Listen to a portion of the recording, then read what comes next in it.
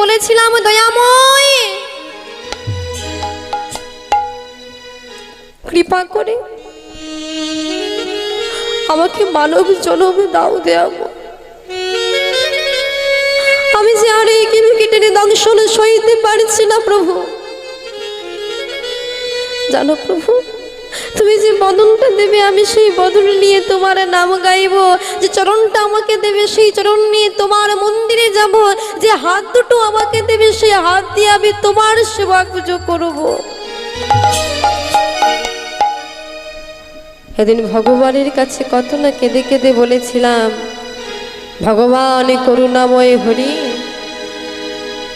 তিনি কৃপা করে করুণা করে আমাদেরকে মানব জন্ম দিয়ে দিল। মা, সে মানব জন্মটা পেয়ে কি করছে?